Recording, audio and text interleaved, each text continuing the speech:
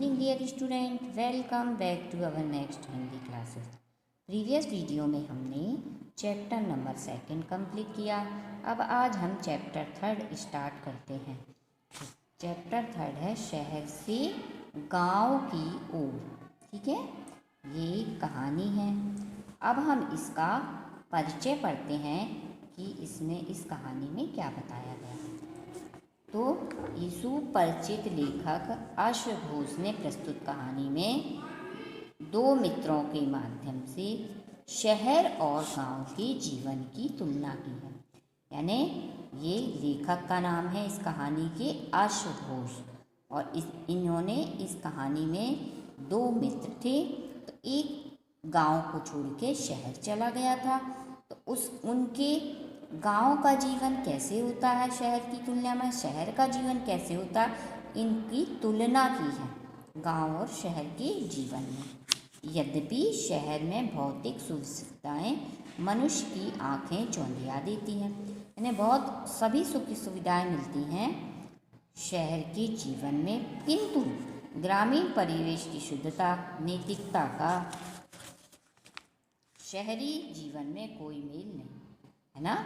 यानी कि ग्रामीण क्षेत्रों में जो शुद्धता रहती है और नैतिक मूल्य रहते हैं, और शहर की इससे अगर तुलना की जाए तो उनका इससे कोई मेल नहीं। ग्रामीण वातावरण की महत्ता सिद्ध करना इस कहानी का उद्देश्य है। इस कहानी में इसका मेन मकसद ये है अश्व घोष जी का कि जो ग्रामीण क्षेत्र है उनकी महत्ता बताई जाए। तो चलिए हम कहानी को पढ़ते हैं। मोहन ने जैसे ही कमरे में अपना बैग रखा, इसने मोहन ने क्या रखा, अपना बैग, उसकी छोटी बहन दीपा चिल्लाई। ठीक है, उसकी बहन की क्या चिल्लाई, दीपा, मामा दादा आ गया। ठीक है, क्या बोली वो, मामा दादा आ गया। माँ कौशल्या गाय को चारा दे रही थी। माँ थी उनकी माँ का नाम क्या था, कौशल्या। तो वो गाय को चारा दे रही थी। दीपा की तीव्र स्वर ने उसके मन में हर्ष का संचार कर दिया। यानी दीपा जब चिल्लाई तो उनकी मम्मी जो कौशल्या देवी, वो क्या हो गई, खुश हो गई। यानी हर्ष का संचार हो गया, यानी खुशी की एक लहर उनके मन में फैल गई। वह तेज कदमों से कमरे में आई। वो क्या आई, तेज कदम से जल्दी जल्दी चलती हुई कमरे में आई। अपने खोए हुए पुत्र मोहन को सामने देखकर अवाक रह गई। उनका जो पुत्र खो गया था उसको सामने देखकर वह एकदम अवाक रह गई, यानी आश्चर्यचकित रह गई, स्तंभित रह गई, है ना। उसके मुंह से बस 2-4 शब्द ही निकले। अब एकदम किसी को देखते हैं तो अपन आश्चर्य में बोल भी नहीं पाते, तो वैसे ही उनके मुंह से भी 2-4 शब्द ही निकले। तू कहाँ था रे? उसकी मम्मी क्या बोली, तू कहाँ था रे?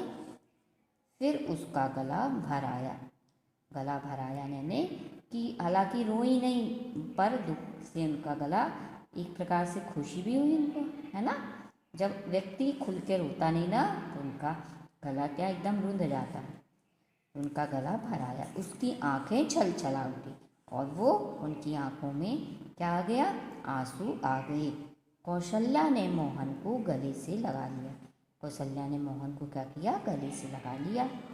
पूरे 9 वर्षों बाद माँ को सामने देख मोहन की वाणी भी मूक हो गई। यानी पूरे 9 वर्ष बाद जब उन्होंने किसको देखा, मोहन को, उनकी बेटी को, तो उनकी वाणी क्या मूक हो गई, यानी बोल नहीं पा रही थी, वो चुप हो गई।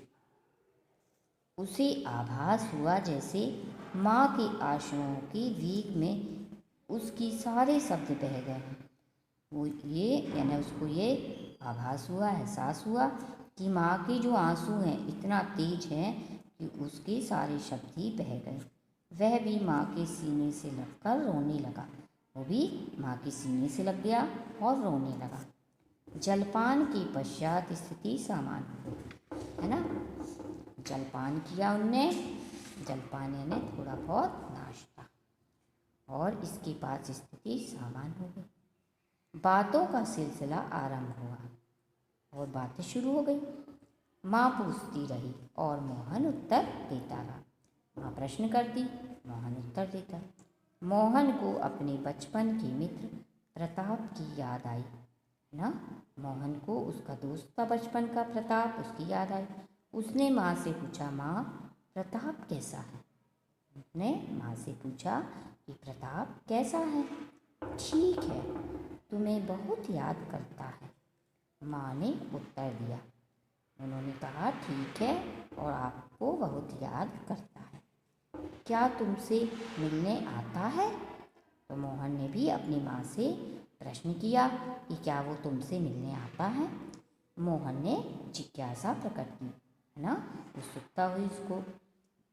उसने जिज्ञासा प्रकट की, उसको जानने की इच्छा हुई उसको कि क्या तुमसे मिलने वो आता है। ठीक है बच्चों, तो आज की इस वीडियो में बस इतना ही। नेक्स्ट वीडियो में हम आपसे फिर मिलेंगे। तब तक के लिए आप अपना रिवाइज करिएगा। Take care.